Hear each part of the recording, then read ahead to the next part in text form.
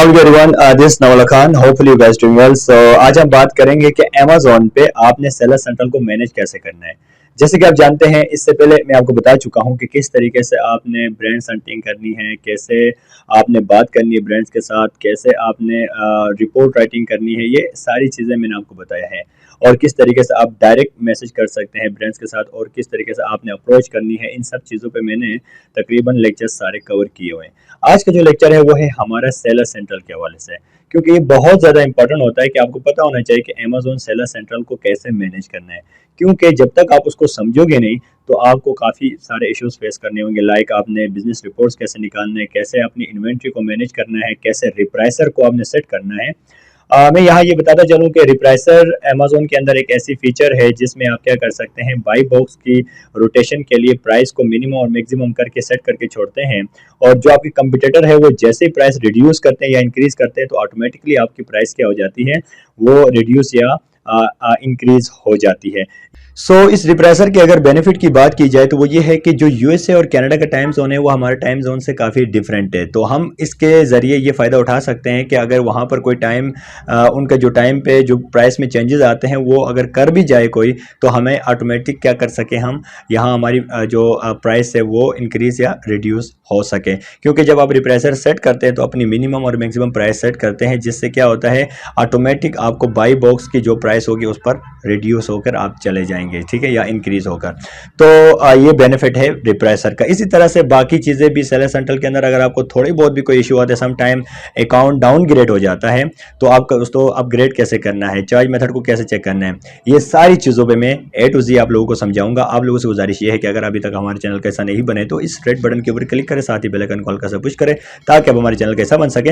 और काइंडली हमेशा लेक्चर्स को लास्ट तक देखें ताकि आपको इसकी अच्छी तरह समझ आएगी, तो तब आप अच्छा बिजनेस कर पाएंगे, राइट। सो अभी मैं लैपटॉप की स्क्रीन की तरफ जाता हूँ और वहाँ पर आपको डिटेल से स्टेप बाय स्टेप ये सारा कुछ सिखाने की कोशिश करता हूँ।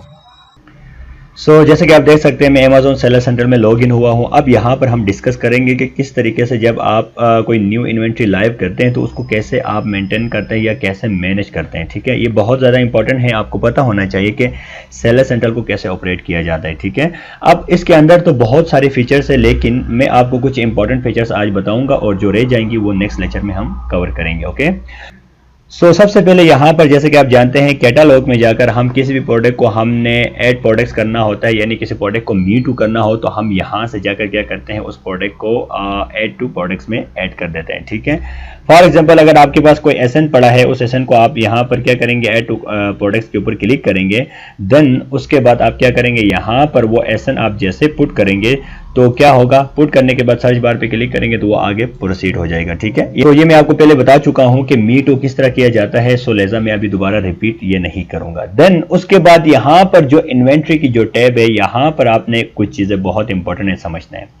सबसे पहले यहाँ जो लिखा है ना मैनेज इन्वेंट्री में जब आप क्लिक करेंगे तो आपके पास वो तमाम इन्वेंट्री शो हो जाएगी जो आपने एफबीए की हो और जो आपने एफबीएम की हो, वो दोनों इन्वेंट्रीज आपके सामने यहाँ पर नजर आएंगी, ठीक है।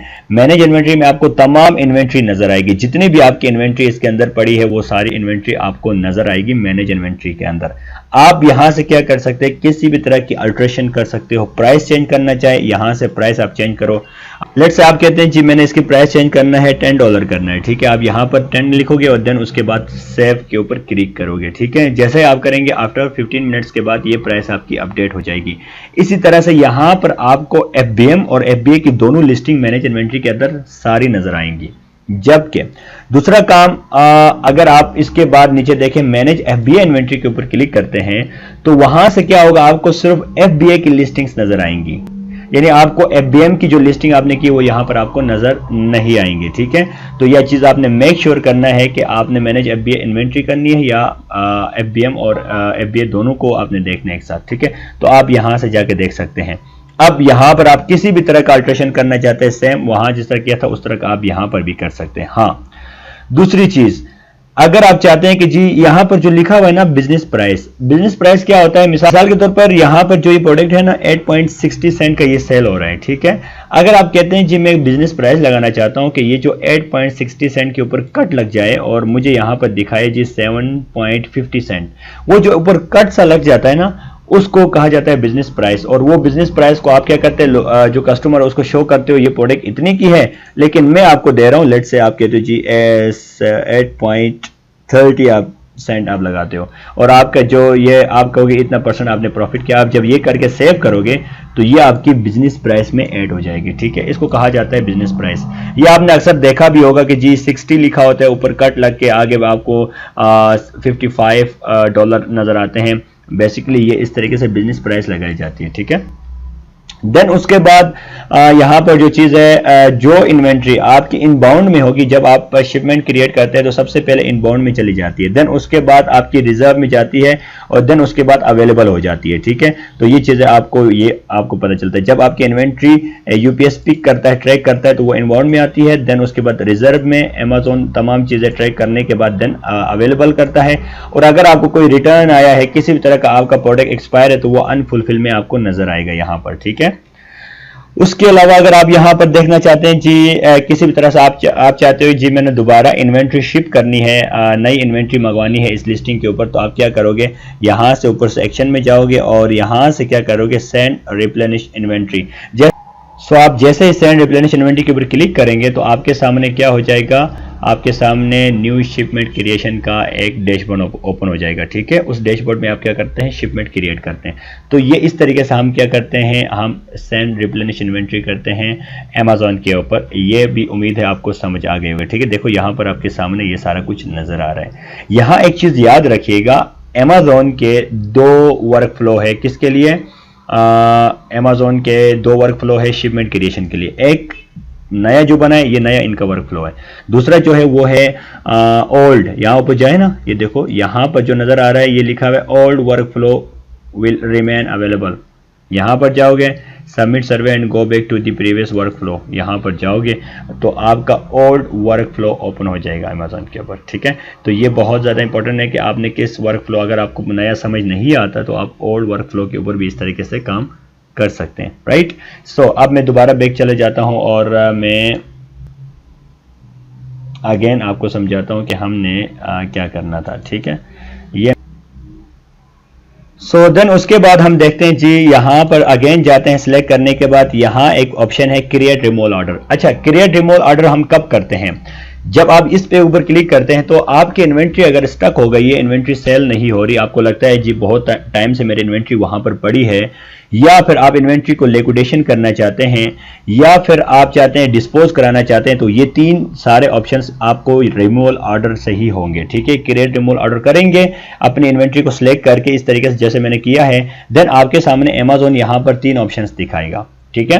Number 1 liquidation. लिक्विडेशन में क्या होता है कि आपकी इन्वेंट्री को लेस प्राइस में आप कह सकते हैं, या 10% 15% में ऑफ में लेकर अमेजोन ही उसको किसी रिटेल या जिसको भी, या जो भी एक सिस्टम होता है अमेजोन का, वो उनको देता है, और आप में से आपका जो पैसा है आपको थोड़ा सा कम पैसे में सेल होकर वो आपको पैसा मिल जाता है आपके प्रोडक्ट की बकाया, ठीक है। मैंने बहुत आसान करके बताया है इसको। अगर ऑफिशियली टर्म्स में देखना चाहते हैं तो आप लर्न मोड पे क्लिक करेंगे, आपको मजीद ये बताएगा। रिटर्न टू एड्रेस, अगर आप चाहते हैं जी ये इन्वेंट्री मैंने अपने घर मंगवानी है, जो रिटर्न आया है या जो आपकी इन्वेंट्री स्टक हुई, तो आप अपना रिटर्न टू एड्रेस का टैग को क्लिक करेंगे और यहाँ पर आप अपना एड्रेस ऐड के ऊपर क्लिक करोगे, अपना एड्रेस दोगे तो वो आपकी एड्रेस में आ जाएगी, ठीक है। डिस्पोज ऑफ का मकसद ये होता है ना, जब कोई इन्वेंट्री आपका रिटर्न आता है या फिर आप कहते हो जी ये इन्वेंट्री स्टक हुई है, मैं इसको ना लिक्विडेशन करा सकता हूँ ना ही रिटर्न टू एड्रेस करना है, तो फिर आप उसको डिस्पोज ऑफ करते हैं। अमेजोन क्या करता है, उसको फेंक देता है, ठीक है। उसमें इन्वेंट्री को कहीं फेंक देता है, या अगर कोई यूजेबल है तो उसको कहीं चैरिटी में दे देते हैं, और वो डिस्पोज ऑफ करने के भी चार्जेस आपसे लेते हैं, थोड़े बहुत कुछ सेंड लेते हैं। वो आपको डिपेंड करेगा आपकी प्रोडक्ट कैसी और वो आप क्या डिस्पोज ऑफ करना चाहते हैं, ठीक है। यहाँ लिखा भी है देखो, FBA डोनेशन प्रोग्राम सेटिंग, ये भी आप कर सकते हैं। तो ये 3 ऑप्शन होते हैं। अगर लिक्विडेशन करना है तो यहां क्लिक करोगे, देखो यहां पर सारा कुछ लिखा हुआ है। ये क्या लिखा है लिक्विडेशन में, recover value on eligible inventory by liquidating it through a wholesale liquidator who will purchase it for about 5% 10% off its average selling price, ठीक है। You should receive payment 60 to 90 days after submitting a liquidation order to learn more. देखो आपको यहाँ को सारा कुछ बता दिया, ठीक है। 5 to 10% off its average selling price से लेगा वो, ठीक है। तो ये आपको सारा कुछ पता चल गया कि किस तरीके से लिक्विडेशन या रिमूवल ऑर्डर किया जाता है। यहाँ एड्रेस देंगे, बाकी इसकी आप सेटिंग भी कर सकते हैं। देन उसके बाद अगर हम अगेन जाते हैं उसमें, तो मैं बताता हूं कि नेक्स्ट हमने क्या देखना है। नेक्स्ट अगर अगेन हम चेक करते हैं जी इसके ऊपर और क्या ऑप्शन है, तो वो मैं आपको बताता हूँ। सो देन उसके बाद मैं अगेन दोबारा जाता हूँ एक्शन के ऊपर, यहां से नीचे इसको टिक किया और देन हमने क्या देखा, सेट रिप्लेनिश इन्वेंटरी देख लिया और change to fulfilment by merchant. अच्छा, आपका अगर आप कहते हो जी ये मैंने जो लिस्ट किया है वो एफबीए की है, आप चाहते हो ये एफबीएम में शिफ्ट हो जाए, तो आप यहां से कर सकते हैं। ठीक है, ये लिखो चेंज फुलफिल्ड बाय मर्चेंट, यहां क्लिक करोगे वो ऑटोमेटिकली आगे मैं चले आपको करके दिखाता हूं। यहां पर क्लिक करना है, देन उसके बाद आपने क्या करना है, यहां से आप जाओगे, ये देखो आपका अमेज़न पे हुआ है। ठीक है, अगर आप इसको मर्चेंट पे करना चाहते हैं तो आपने यहां कन्वर्ट के ऊपर क्लिक करना है। जैसे आप कन्वर्ट के ऊपर क्लिक करेंगे तो ये कन्वर्ट हो जाएगा, राइट। देन उसके बाद अगर मैं देखूं नेक्स्ट हमारे पास जो ऑप्शन बचता है वो कौन सा है, create order, create fulfil order, ये भी हो गया। प्रिंट आइटम लेबल्स, अच्छा प्रिंट आइटम लेबल से मुराद ये है ना, फॉर एग्जांपल आपने क्या किया, आपने लिस्ट कर लिया। ठीक है, आपका सप्लायर कहता है या आपका जो प्रेप सेंटर वाला है वो कहता है जी मुझे आप मुझे प्रिंट जो आइटम लेबल्स है मुझे प्रिंट करके या आइटम लेबल्स मुझे भेजो, तो वो आप शिपमेंट क्रिएट करने से पहले भी भेज सकते हो। आपने क्या करना है, सिंपली जो मैंने पहले किया है उसी तरीके से सिलेक्ट करोगे और यहां पर आगे जितने आपके प्रोडक्ट है यूनिट्स है आपके, लेट्स से 20 है, तो आपने यहां पर 20 लिख लेना है और आपका क्या हो जाएगा, आपका यहां पर वो आइटम लेवल सिलेक्ट हो जाएंगे 22 लेट्स से। ठीक है, जितने भी है आपने फिर क्या करना है, यहां प्रिंट आइटम लेवल्स आपने इसके ऊपर क्लिक करना है तो आपके आइटम लेवल्स क्या हो जाएंगे, एक पीडीएफ फॉर्म में वो तमाम आ जाएंगे। ठीक है, मैं आपको दिखाता हूं कि कैसे दिखते हैं।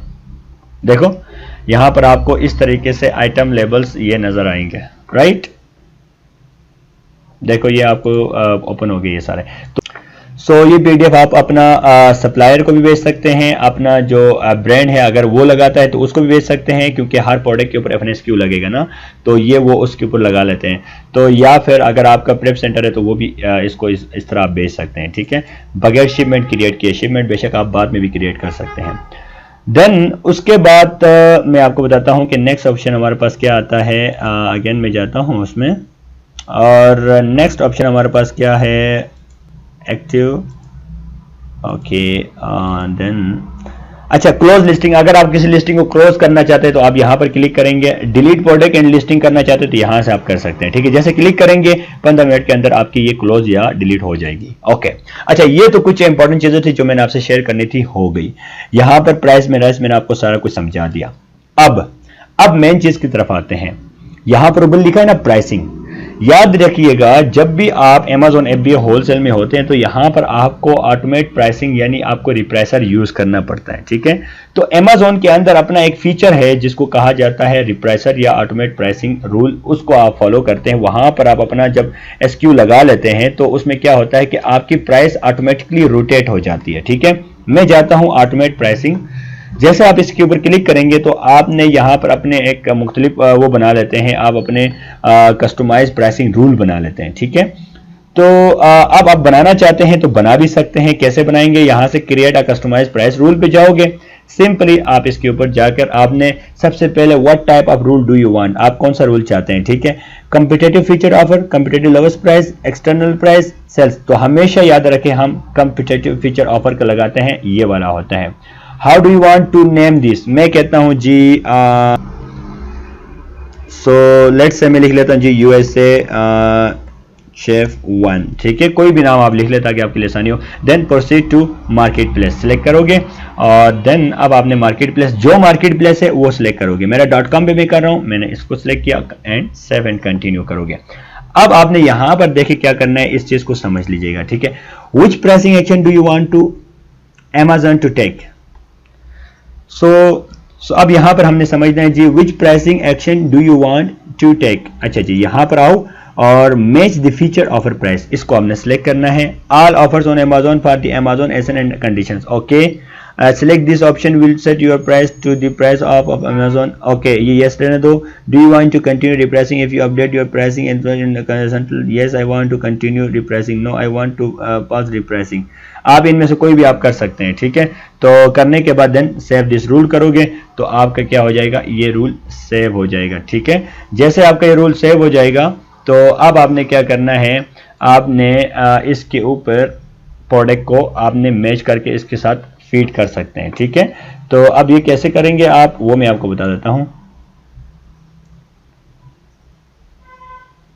सो देन उसके बाद क्या लिखा है, प्रोसीड टू एसक्यू सिलेक्शन। अब हमने क्या करना है, वो प्रोडक्ट सिलेक्ट करना है जिसके ऊपर हम क्या लगाना चाहते हैं, रिप्रेसर लगाना चाहते हैं। ठीक है, यहां पर आएंगे, हमारे पास फिलहाल एक ही ये टेस्टिंग कुछ यूनिट्स थे हमने लाए थे, वो मैं आपको दिखाता हूं।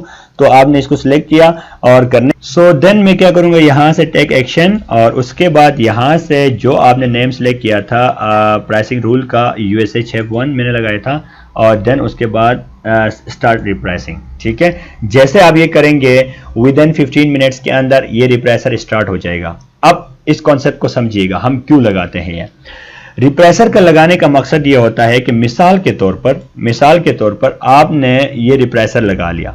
ठीक है, जब आप रिप्रेसर लगाते हैं और उसमें हम मिनिमम एंड मैक्सिमम प्राइस भी सेट कर लेते हैं।